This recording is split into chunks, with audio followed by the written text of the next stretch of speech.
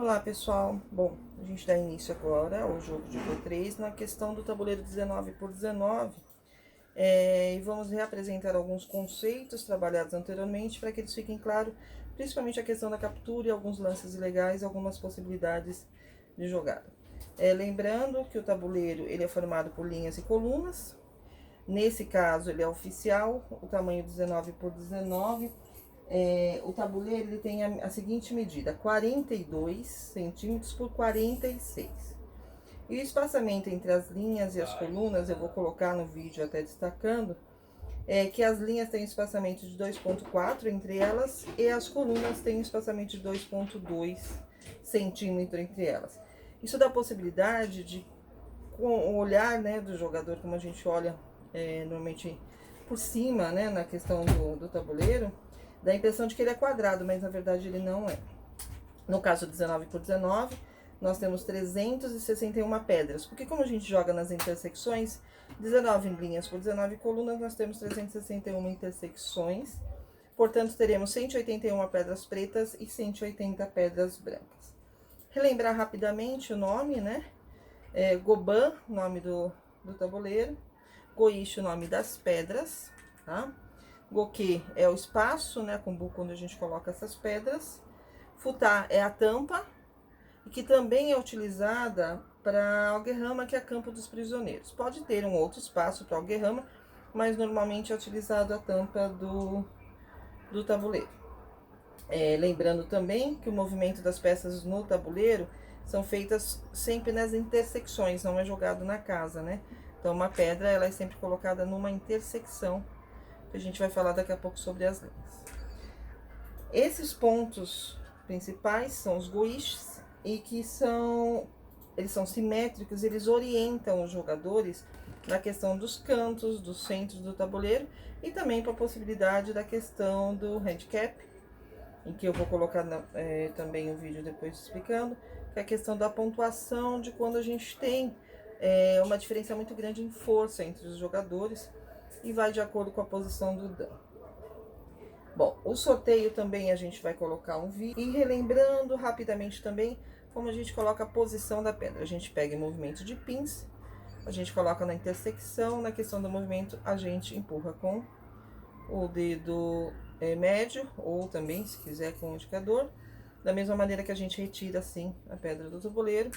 E também por uma questão de regras de etiqueta, a gente não fica segurando a pedra na mão para decidir onde vai jogar. A gente não fica colocando também a mão no Goban.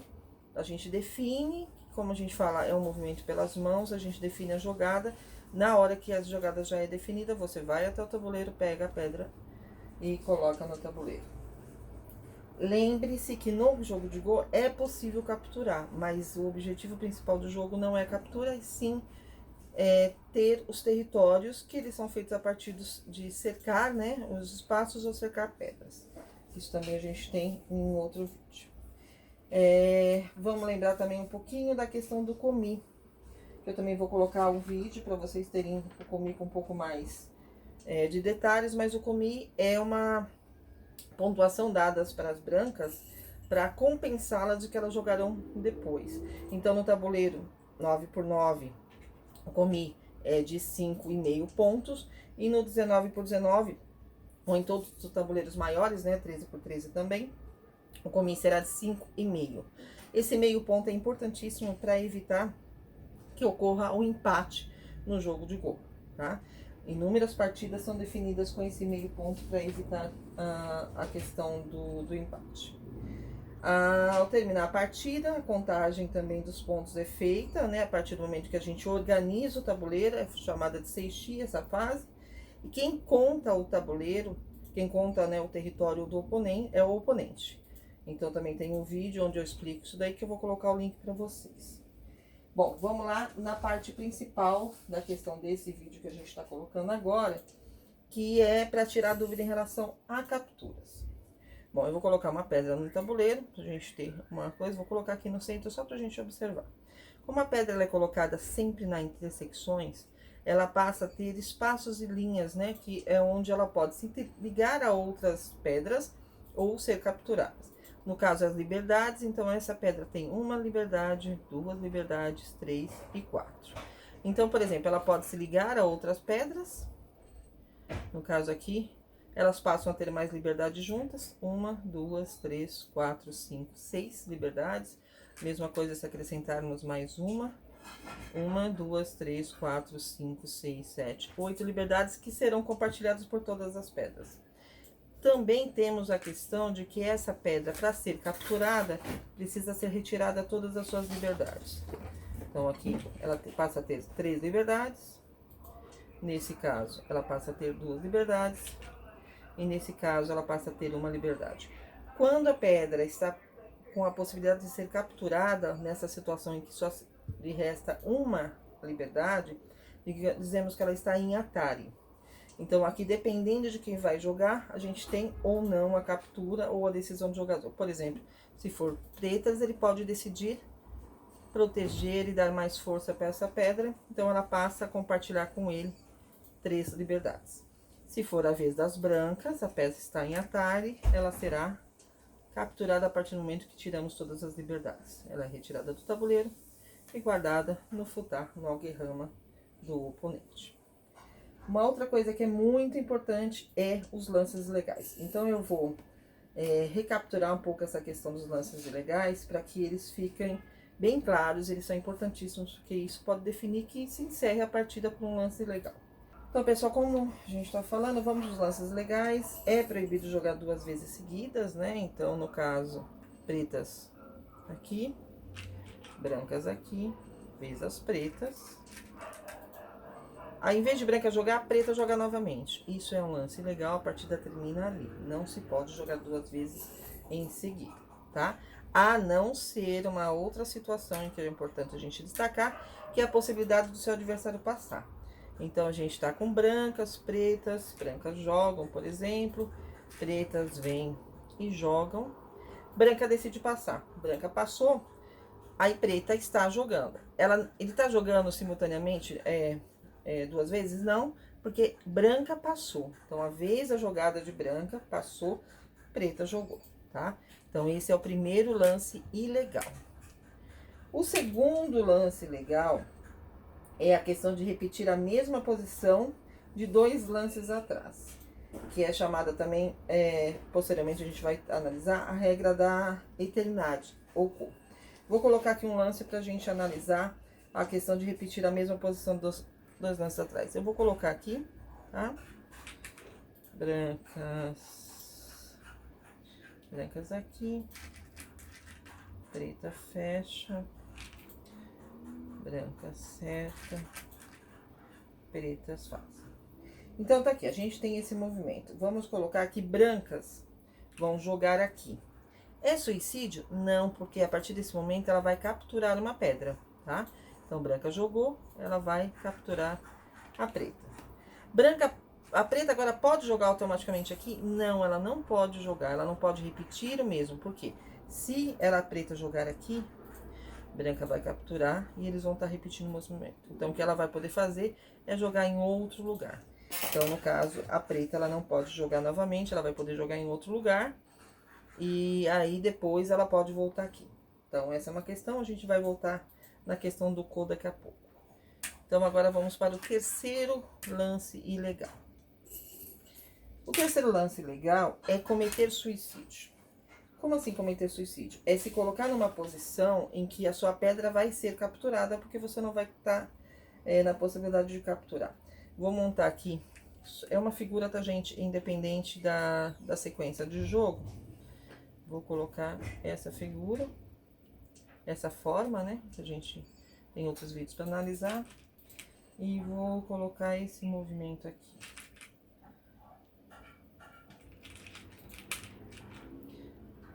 Lógico que a gente teria aqui um jogo, mas vamos colocar a análise disso daqui. Nesse caso aqui, as brancas podem jogar aqui no centro? Não, porque elas não estão capturando, tá vendo? Ela não tá tirando a liberdade total de nenhuma pedra, então ela seria capturada automaticamente. Isso é suicídio, isso não pode, tá? Nesse caso, é proibido, é um lance ilegal e a partida termina nesse momento.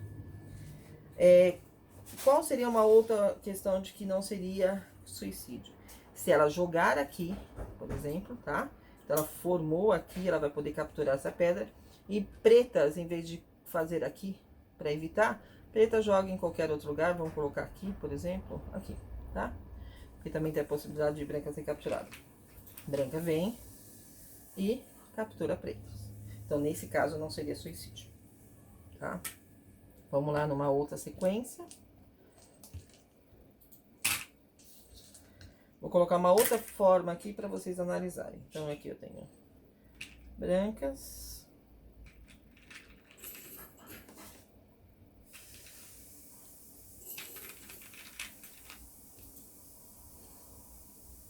Pretas.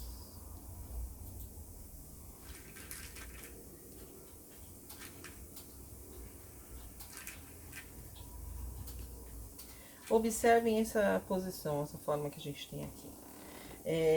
Se a gente não observar isso aqui e preta jogar aqui ao meio, a gente vai falar, ela tá cometendo suicídio porque ela não tá te dando liberdade nenhuma das brancas.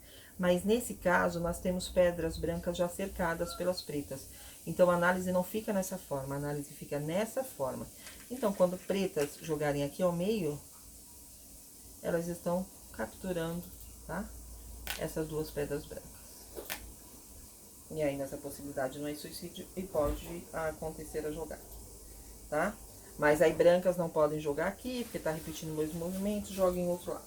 Mas essa é uma outra questão. Vamos lá analisar a regra da eternidade, que é chamada de Ko, que é a repetição de um lance. Mas é importante analisar e tomar muito cuidado com essa questão do movimento de Ko, tá? Então, vou colocar também duas formas aqui. Então, vou colocar essa forma, aqui, aqui e aqui, tá? Então, vamos colocar que eu tenho pretas aqui.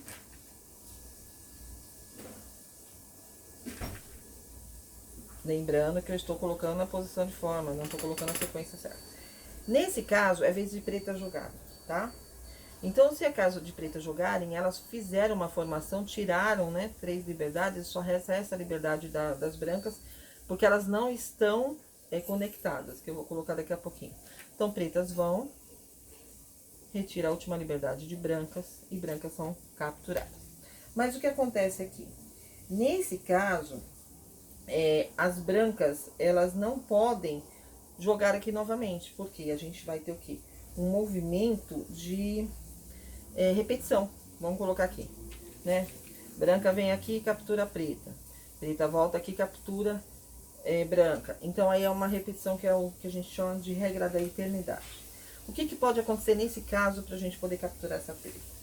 A branca vai jogar, então a branca pode jogar aqui ao lado, tá? Aí vocês vão falar assim, mas por que ao lado? A gente já vai analisar isso. As pretas, normalmente, elas vão dar uma proteção aqui, por quê? Se ela não proteger aqui, branca vai poder jogar uma pedra aqui e depois aqui tirar a liberdade. Então, ela tá dando força para essas pedras. Branca, o que faz? Branca vem e joga aqui no meio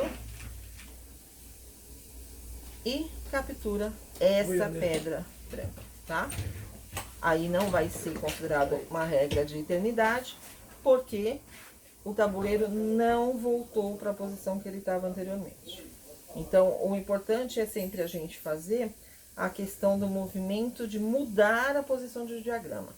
Por isso que é muito, muito importante em que a gente, além de estar observando, né, como a gente está jogando anteriormente, o nosso oponente também, é muito importante que a gente sempre tenha uma questão de analisar todo o território. Como eu já disse em outras vezes, é importante sempre destacar que isso daqui é análise de uma forma, não que isso daqui no jogo vai acontecer, vai. Mas eu não tô com uma partida inteira, eu tô analisando separadamente uma forma ou uma jogada.